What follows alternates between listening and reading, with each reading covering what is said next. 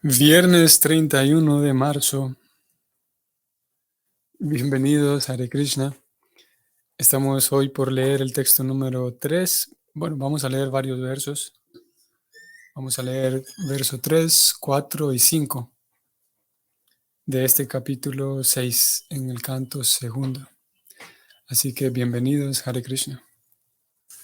Om Namo Bhagavate Vasudevaya.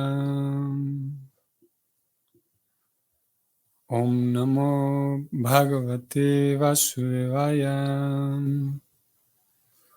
Om Namo Bhagavate Vasudevaya.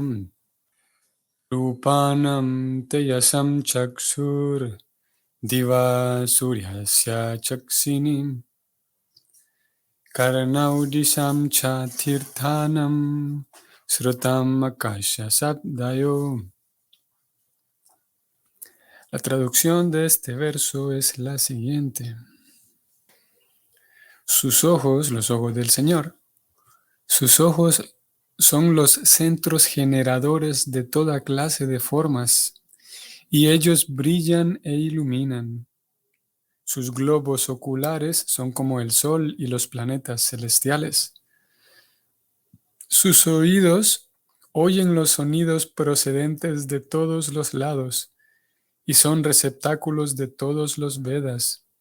Y su sentido de la audición es el centro generador del cielo y de toda clase de sonidos. El comentario escrito por Srila Prabhupada, muy breve para este texto, es el siguiente. La palabra Tirthanam se interpreta algunas veces con el significado de lugares de peregrinaje, pero Srila Jiva Goswami dice que significa la recepción del trascendental conocimiento védico. Los expositores del conocimiento védico también se conocen como tirthas. Tirthas. Vamos a hablar un poco hoy, este es el final del comentario. Vamos a hablar un poco de estos tirthas en sus tres diferentes formas. Vamos entonces al verso 4. La traducción es la siguiente. La superficie de su cuerpo es el criadero de los principios activos de todo y de toda clase de oportunidades auspiciosas. Su piel, como el aire móvil, es el centro generador de toda clase de sensaciones del tacto y es el lugar para realizar toda clase de sacrificios. El comentario escrito por Prabhupada es el siguiente. El aire es el agente que mueve todos los planetas y por ello los sacrificios, que son los centros generadores de la promoción a los planetas que uno merece, son su superficie corporal y son naturalmente el origen de toda oportunidad auspiciosa. Vamos al siguiente verso, número 5, que se traduce de la siguiente manera. El vello de su cuerpo es la causa de toda vegetación, en particular de aquellos árboles que se requieren como ingredientes de un sacrificio. Su cabello y el vello de su cara son depósitos de las nubes, y sus uñas constituyen el criadero de electricidad, piedras y minas de hierro. Vamos a leer el comentario de Prabhupada aquí también. Las pulidas uñas del Señor generan electricidad y las nubes descansan en sus cabellos. Por lo tanto, uno puede recoger del cuerpo del Señor toda clase de cosas necesarias para la vida. Y en consecuencia, los Vedas afirman que todo lo que se produce es causado por el Señor. Aquí termina el comentario a este verso. Vamos a comenzar hablando aquí esto de las causas y los sacrificios que se vienen mencionando en estos versos. Los ingredientes para el sacrificio. Vamos a ver. Primero, justo como terminó este comentario, la última línea, Krishna es la causa de todas las causas. A ver, me apareció aquí un anuncio de que la transmisión se detuvo. Bueno, ahí está. Decía que en este comentario del verso 5 termina, Srila Prabhupada termina describiendo que Krishna es la causa de todas las causas, ¿no? No dice Krishna, no utiliza el nombre de Krishna directamente, solamente dice que el Señor es la causa de todas las causas, o más bien, la causa suprema de todas las causas. Que curiosamente, ese es el nombre, es como está titulado el capítulo 5. Vamos a retroceder un momento para que lo veamos. Capítulo 5, en este segundo canto, se titula La causa de todas las causas. Y aquí entonces Prabhupada agrega una afirmación que nos permite profundizar más, un poco más en la comprensión de por qué es que el Señor es la causa de todas las causas. Y es que, como acabamos de leer aquí, y vamos a seguir leyendo en esta misma línea de ideas, el tema va a continuar, es que todo lo que tenemos, la materia prima que utilizamos para hacer prosperar todos necesitamos materia prima para prosperar, ¿no? En diferentes sentidos, pero en sentido social, pongamos, en sentido organizacional, en sentido empresarial. Necesitamos, para que algo funcione, se necesita eh, materiales, se requiere un lugar donde trabajar, se requiere un lugar donde, ya sea que me dedique a escribir, ya sea que me dedique a producir alimentos, qué sé yo. Se requiere materia prima, se requiere un lugar, se requiere inteligencia, se requiere organización para poner a andar mi propia vida, ¿no? Para que la vida propia de uno se necesita organización. En la medida en la que uno es más organizado, pues funciona mejor la propia vida de uno, y lo mismo aplica con la familia, un proyecto de la universidad, de la escuela, una empresa, todo necesita organización. Y se necesita dinero también. Se necesita dinero para gestionar algunos recursos, se necesitan personas. Y todos esos ingredientes, vamos a decirlo así, todos esos recursos, ya sea humano, recursos espaciales, todos ellos son generados del Señor. Por lo tanto, el Señor es la causa de todo, ¿no? Y aparte de eso, es que, bueno, supongamos que ya tenemos todos los recursos, tenemos capital, tenemos equipo suficiente, tenemos un equipo formado, un grupo de personas, un equipo de personas formadas, estamos listos para andar, para hacer funcionar el asunto, a lo que sea que nos estemos dedicando, ¿no? Y aparte de tener todos los recursos materiales, vamos a requerir de algo más sutil. Es una información que en general se desconoce. Esto siguiente que vamos a mencionar, en general se desconoce, y es uno de las grandes revelaciones de la Gita. Es uno de los grandes aportes del sistema de Bhakti a la vida de las personas. En general, a la vida de las personas fuera de la India, porque esto que vamos a mencionar es muy conocido, es parte de la cultura, del folclore, digamos, indiano. Y eso se requiere para poner a andar apropiadamente un proyecto, ya sea personal o familiar o como sea,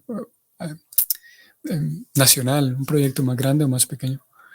Y ese segundo ingrediente, que como dije es un gran aporte, una gran revelación que la Gita trae para Occidente, es el concepto de yagna. Yagna, o a veces lo pronunciamos como yagya, o yagna es lo mismo. Y ese yagna es la ofrenda, que en el lenguaje que utiliza Srila Prabhupada es lo mismo que hablar de, Prabhupada más bien utiliza el lenguaje de sacrificio, y es lo mismo que hablar de ofrendas. Aquí acabamos de leer acerca de los sacrificios, de cómo todos los ingredientes, aparte de la materia prima que se requiere para funcionar algo, aparte también del cuerpo del Señor Supremo, se manifiestan todos los ingredientes necesarios para poder realizar en esas ceremonias, en esos pequeños rituales, a veces pequeños, a veces grandes, esos rituales que se conocen como yagnas, que son sacrificios, que son ofrendas realizadas al Señor Supremo con el objetivo de mantener un vínculo mío con Él, un vínculo en el cual yo estoy reconociendo mi situación como sirviente y a través de ese pequeño ritual, esa pequeña ofrenda, entonces ejerzo mi, mi voluntad para servir al Señor Supremo. Y esos yagnas, tradicionalmente, así en el sentido más icónico y tradicional de los yagnas, son los yagnas de fuego, ¿no? Las famosas ceremonias de fuego que hoy por hoy se realizan en todos nuestros centros, en todos los centros de ISKCON, los centros Hare Krishna. Esas ceremonias de fuego que son, como dije, conocidas por muchos, ese es el yagna icónico y tradicional de la cultura, de todo el conocimiento védico y la cultura védica. Vamos a ver si puedo localizar rápidamente este verso. Bueno, a ver, este está en el capítulo 4, si no estoy mal. Desde el texto 24, Krishna habla, un texto muy central y muy conocido. Krishna habla de Arpanam. Arpanam, si ustedes están viendo aquí en la pantalla, Arpanam se traduce como contribución. Estamos hablando de lo mismo. Contribución, ofrenda, sacrificio. Estamos hablando de la misma actividad de yo mismo ofrendar algo al Supremo, contribuir con el Señor Supremo. Y aquí se traduce como contribución esta palabra de Arpanam. ¿Dónde estoy? Aquí. Y Krishna entonces va a decir que Brahma Arpanam, o sea, una contribución espiritual, una ofrenda, un sacrificio. Y en el texto 25, habiendo sentado el tema principal, que es la ofrenda, Krishna dice en el 25 que algunos yogis adoran perfectamente a los semidioses ofreciendo diferentes sacrificios, diferentes ofrendas, y otros ofrecen sacrificios en el fuego del Brahman Supremo. Y de hecho se llevan a cabo sacrificios encendiendo un fuego y ofrendando a ese fuego diferentes artículos, ¿no?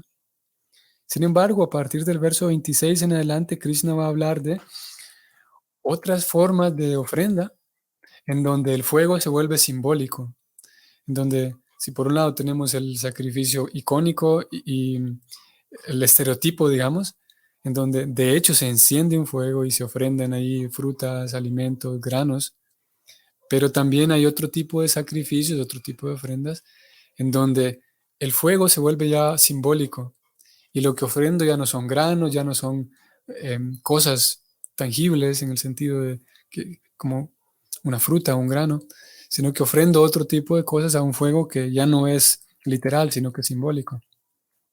Veamos qué es lo que dice Krishna en el 26. Unos, dice Krishna, los brahmacharis puros, sacrifican o ofrendan el proceso de oír y los sentidos en el fuego del control de la mente. Y otros, los casados regulados, sacrifican los objetos de los sentidos en el fuego de los sentidos. Aquí siempre sigue existiendo el principio de yagna, de ofrenda, pero ya no hay fuego como tal. Pero sigue siendo un yagya, sigue siendo una ofrenda. Entonces, ¿por qué decíamos todo esto? Porque retrocediendo, y la idea principal era que necesitamos hay tantos factores involucrados, envueltos, para que una cosa tenga éxito.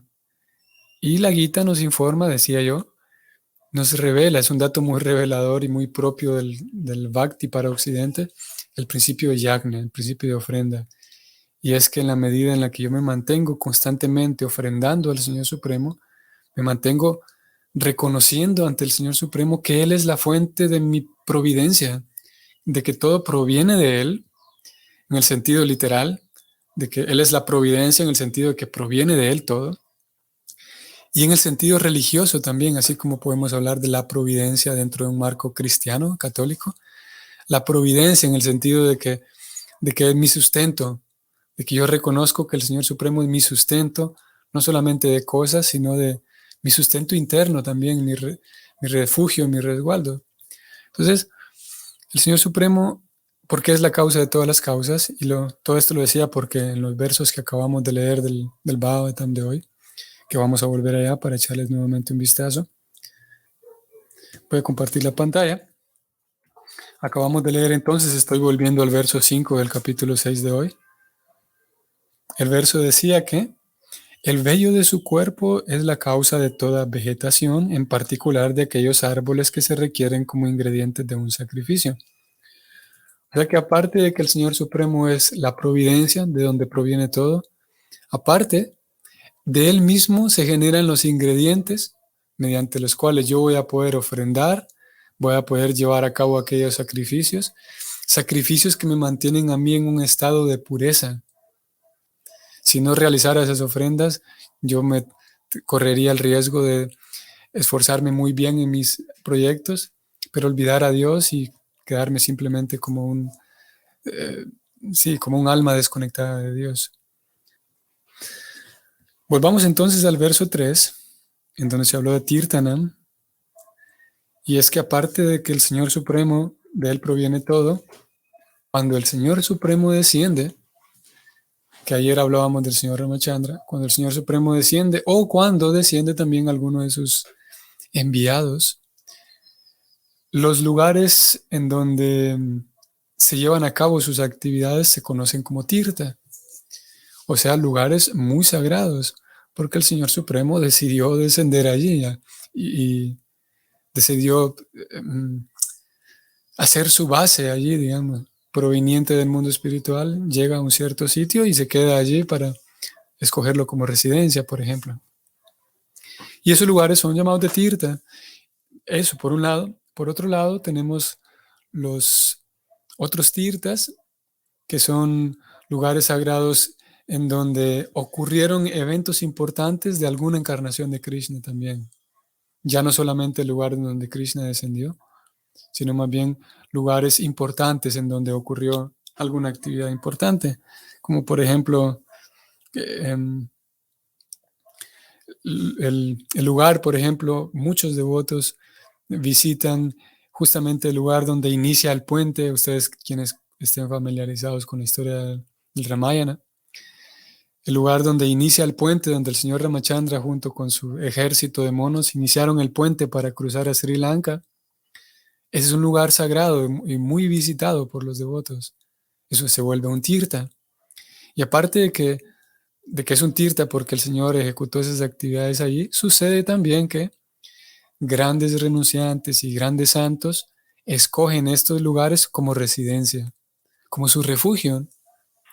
Porque claro, pensémoslo por un momento, si, si todos tenemos responsabilidades de todo tipo, unos más que otros, y en la medida en la que tenemos responsabilidades sociales, familiares, nos queda menos tiempo a veces para las cosas espirituales, ¿no? Pero aquellos renunciantes que no tienen ninguna responsabilidad social, que de hecho en algunos momentos en las escrituras se describe que el sannyasi, el monje que está consagrado, no el monje estudiante, no el brahmachari, sino más bien el sannyasi, que está consagrado a la vida espiritual, se describe que ellos en un sentido están muertos socialmente. O sea, no tienen carnet de identificación, no tienen, a ver, al menos en la India, ¿no? Porque su vida está allí, no salen de la India y tal. Hay otros tipos de renunciantes, como en nuestro caso, dentro de la sociedad de ISKCON, que hay muchos sannyasis, y ellos no pueden tirar a la basura su pasaporte porque en la mayoría de los casos pasan viajando de un lugar a otro, ¿no? Pero refiriéndonos a aquellos sannyasis que abandonaron todo y no tienen responsabilidad social, que se dedican por entero a la vida espiritual y al cultivo de conocimiento, entonces ellos escogen estos lugares para vivir. Yo decía, imaginémonos, si nosotros no tuviéramos tantas responsabilidades, sin duda que sería un lujo de lo más grande poder residir en estos lugares sagrados. Y puedo residir durante meses en uno de estos lugares y después puedo ir a visitar otro de los cientos y cientos de lugares sagrados que hay. Y la vida entera se me puede ir en eso, dedicado a visitar los diferentes lugares, em, llevando a cabo mi vida espiritual en esos sitios. Por lo tanto, eso es lo que hacen muchos renunciantes. Y así que tenemos dos niveles de tirta. Ya es el primero, como Prabhupada dijo aquí. El primero es el lugar sagrado. Luego tenemos un segundo tirta, una segunda acepción de la palabra, que Prabhupada lo mencionó también en el verso. Vamos a ir a ver para leerlo de vuelta. Prabhupada habló de tirtanam como lugares sagrados de peregrinaje. La primera acepción, la última, la tercera es los expositores del conocimiento védico también son tirtas. Entonces estamos hablando aquí, dijimos, de dos factores. Y luego tenemos los muchos devotos, que es nuestro caso, que eventualmente podemos visitar estos lugares sagrados. Y nosotros visitamos esos lugares, pero aquí es donde viene un pero con la tercera acepción de tirta. ¿Cuál era la tercera? Que en realidad en el verso fue incluida como la segunda. La vamos a leer ahorita. Tirta significa la recepción trascendental del conocimiento védico. Se espera que alguien que visita un tirta vaya a hacer tirta, a llevar a cabo el tirta, en el sentido, podemos usar tirta, dijimos, como un sustantivo de un tirta, un lugar sagrado, o como un adjetivo de aquí hay una persona que es un tirta porque enseña el conocimiento védico. Y lo podemos ver como un verbo también, en el sentido de llevar a cabo un tirta, llevar a cabo la recepción del conocimiento espiritual. Y es justamente para eso que los demás visitan un lugar sagrado de peregrinaje, porque si uno no realiza tirta, uno no realiza el acto de escuchar a esos tirtas que viven en los tirtas, entonces las escrituras dicen que de nada sirvió, de nada me sirvió ir hasta allá, hasta ese tirta, lleno de tirta, lleno de santos, pero no hice tirta, no escuché, de nada me sirvió. Tanto así que vamos a leer este verso del Bhagavatam, que el Bhagavatam es bastante contundente. Esto es Bhagavatam 10.84.13. La traducción es la siguiente. Aquel que se identifica a sí mismo con el cuerpo inerte, compuesto de moco, bilis y aire, que asume que su esposa y su familia son permanentemente suyas, que piensa que una imagen de tierra o la tierra de su nacimiento son dignas de adoración, o que ve un lugar de peregrinaje como simplemente el agua que está allí, pero ni se identifica ni siente afinidad con, ni adora o incluso visita a aquellos sabios que tienen la verdad espiritual, esa persona no es mejor que una vaca o un asno. Interesante, ¿no? En otras palabras, y diciéndolo más simple, es como un animal. Si alguien va a esos lugares, pero no aprovecha la compañía, el conocimiento que tienen aquellos santos que viven allí, es como un animal que visitó ese lugar, llegó y se fue de vuelta. ¿De qué le sirvió? De nada. O uno va y se toma una selfie solamente. Uno va y piensa que lo potente de aquel lugar es el agua, porque aquí se menciona el agua porque en muchos lugares son los ríos sagrados. Hay cientos de lugares sagrados a lo largo de toda el curso del Ganges, por ejemplo, del Yamuna.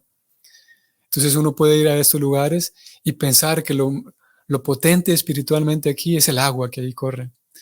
Sí, pero más potente son los tirtas, aquellos que hablan el conocimiento trascendental. Es para eso que acudimos a esos lugares.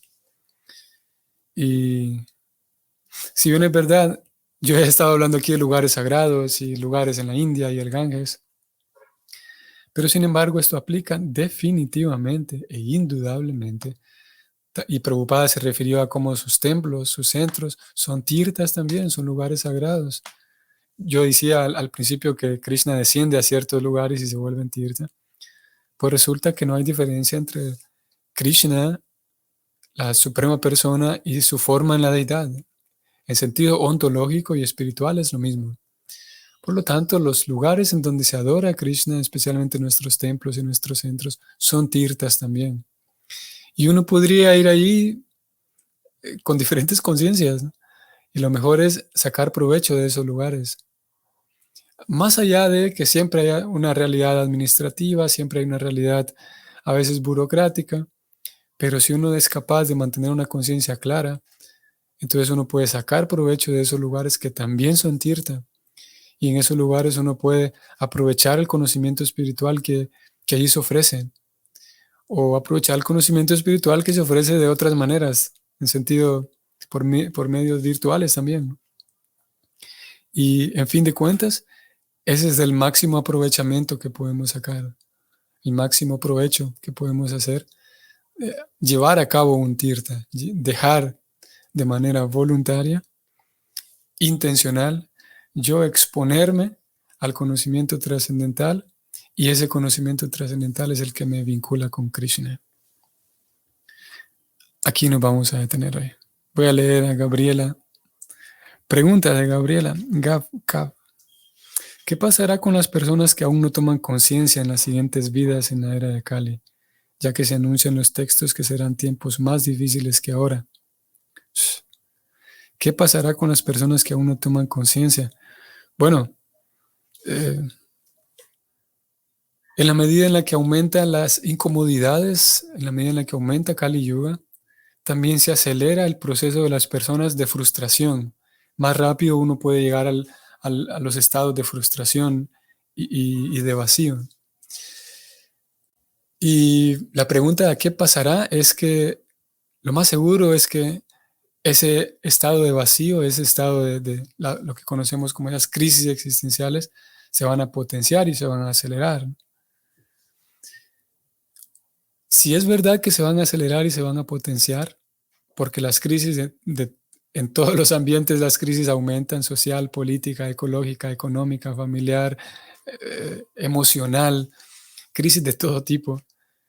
Entonces lo que podemos hacer es aumentar el número, ¿cómo puedo decir esto? Aumentar las sucursales de Krishna, digamos así.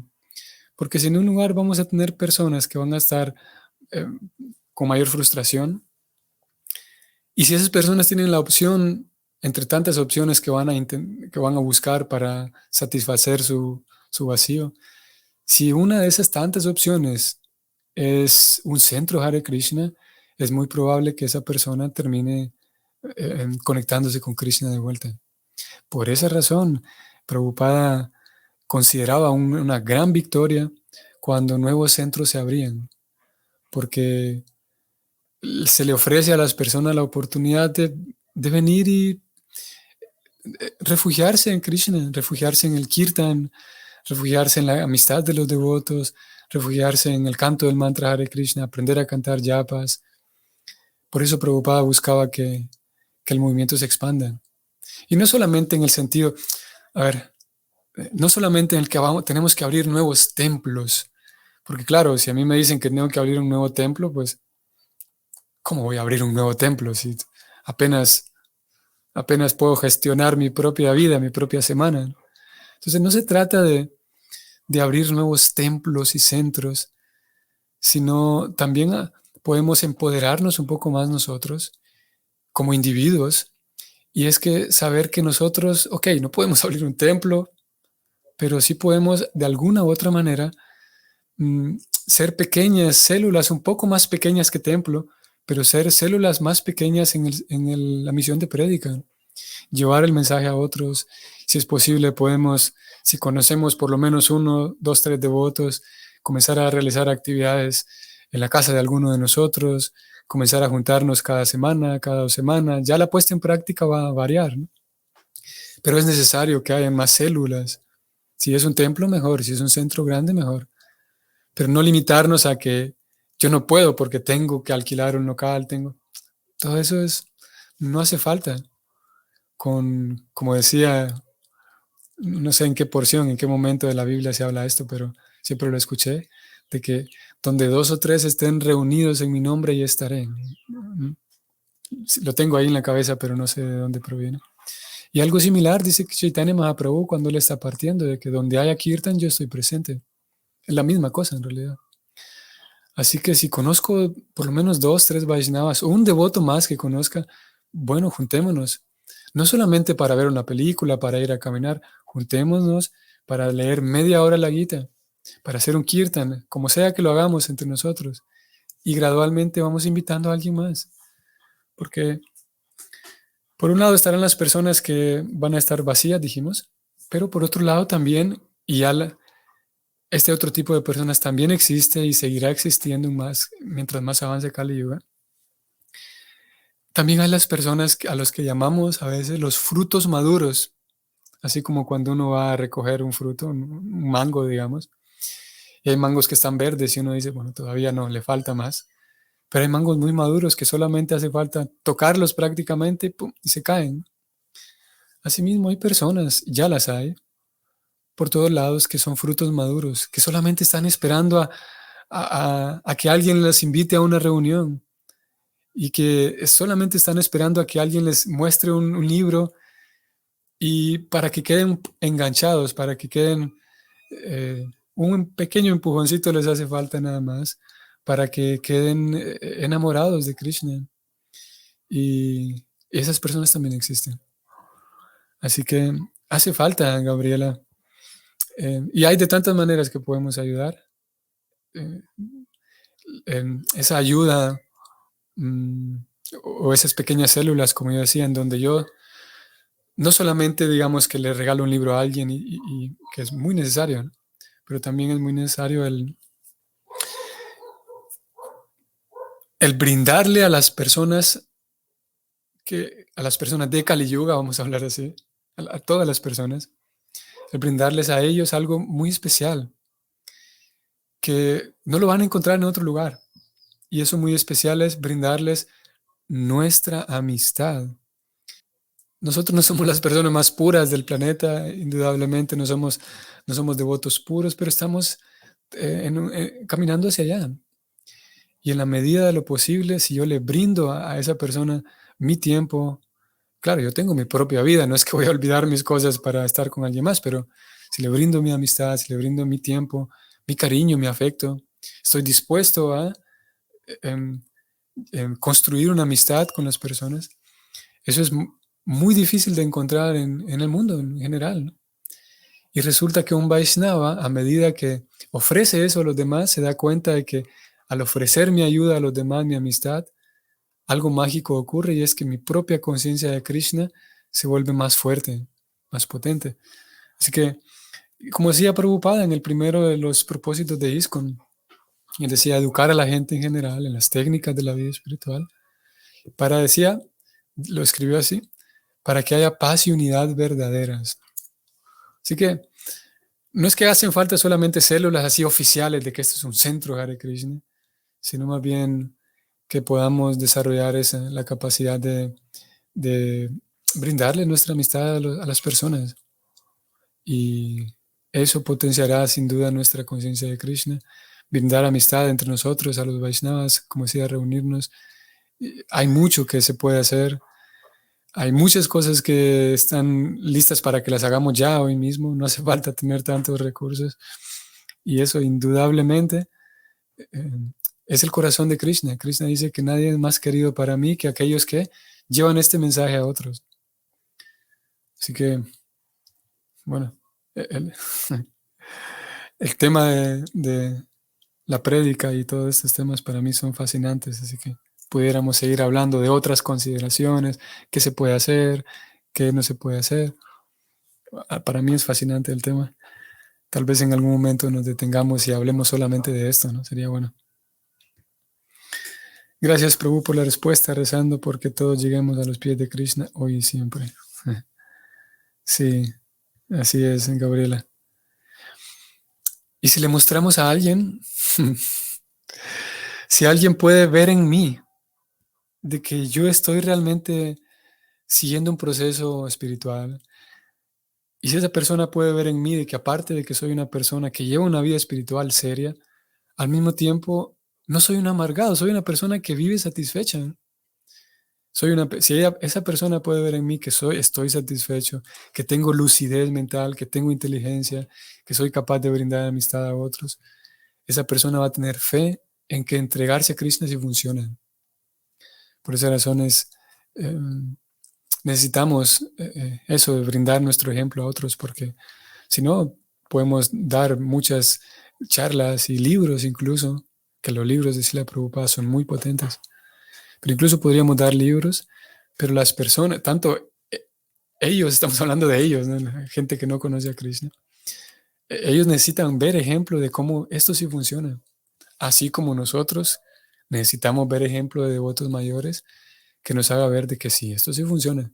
Miren este devoto, miren a este devoto, tiene años siendo devoto, se ve muy feliz, se ve satisfecho, se ve lúcido. Cuando hablo con él, cuando hablo con ella, tiene una apreciación de la vida muy madura, muy despierta. Y eso nos hace crecer nuestra fe, ¿no?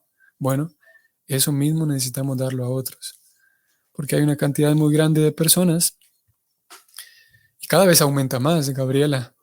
Hay una cantidad de personas que están convencidos de que la religión es una farsa, de la que la religión no sirve. Y es muy triste, porque sí, de tantas maneras los medios, la publicidad, hay varios intentos para hacer ver de que la religión no sirve.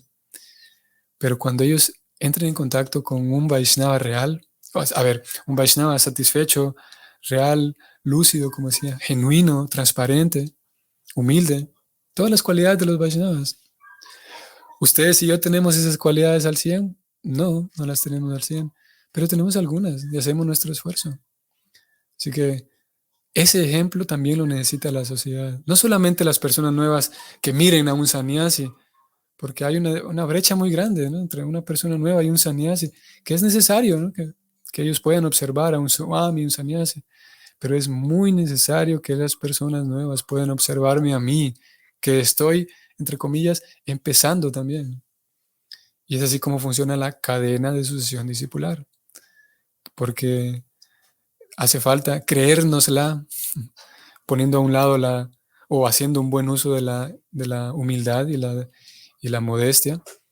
Hace falta, nuestro ejemplo le hace falta a la sociedad. Nuestro ejemplo como Vaishnavas estudiantes le hace falta a la sociedad. Hace falta que mostremos con humildad de que la vida espiritual no es para tontos. No somos personas tontas ni fracasados de ninguna manera. Al contrario, podemos eh, ser funcionales de tantas maneras en la medida en que nosotros como Vaishnavas intentamos eso, ser personas cuerdas, ser personas limpias, ser personas transparentes, ser Vaishnavas, en fin de cuentas. Entonces, que tengan un excelente día. Hoy es viernes, ¿verdad? Sí. Que tengan un bonito fin de semana, un bonito fin de mes también hoy. Y nos vemos mañana. Hare Krishna.